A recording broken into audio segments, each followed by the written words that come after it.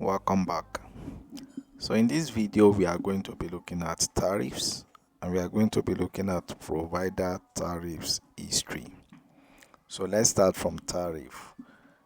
I mentioned earlier that all these buttons that we have here are clickable, and I have mentioned what they are meant for, what their uses. So now I'm going to look for a provider that I want to use as example. So I will use Novo Health Telemedicine as example. So the status is approved. So now if I want to check the tariff for this particular provider, I will filter by the name of the provider so that I will not mistakenly go and be working on the tariff for another provider. Considering the fact that this table is long and you have to scroll to be able to access it. So now let me click on tariff. So now this is the tariff management system, and we have some tabs under the tariff management system. We have the tabs for drugs, so you can see the drugs here. We have the tabs for services, so you can see the services here. You have the tags for drugs approval and the tabs for service approvals. So these drugs, they are currently active, they have been approved, and the provider can see it on their portal whenever they want to capture bills. So you have the names of the drugs, the unit, the description, the price, the strength, the date added, and the person that added it. And you have the action buttons, so you can view it. And you can edit it. If you want to edit the medication or the drugs, you can edit it. You can deactivate. So if you deactivate it, the provider will not be able to see it on their portal anymore. You can also delete it. So like this particular one, the provider cannot see it on their portal because it's not activated. So once you activate it, the provider can see it. If you delete it, the provider won't be able to see it.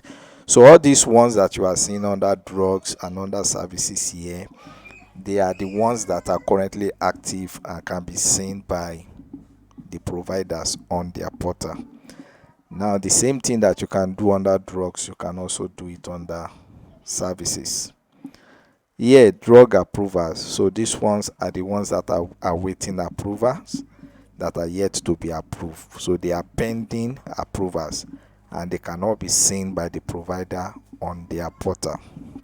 You can approve it and you can reject it. So once you reject it, it means that the provider will not have access to it. Then here we have service approvals. So you can do the same for service approvals too. Now, here we can add new drugs. If you want to add new drugs, then under services you can add new service. So you can just enter service name, the price, the description, and check if it requires pre-authorization. So the same thing is applicable to drugs.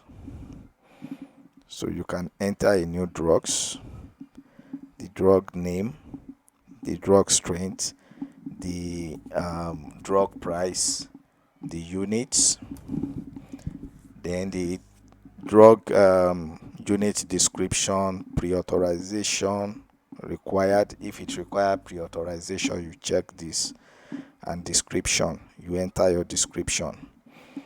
So that is for drugs too. If you have pending drugs, like the drugs that are awaiting approvals here, if you want to approve everything, you can actually click here to approve it. You can come here too and click on activate all pending drugs. So you see we have one here, one of the pending drugs. So you can click here and it will activate everything, including this. If you want to delete all drugs, you want to delete all the drugs, you can click here to delete. And you can do the same thing for services too. You can activate all pending services, you can delete all services. Now let me come back here. Now I can actually select multiple drugs for delete. So I can click here, I can select this.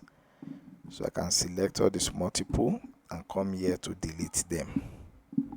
So I can do that.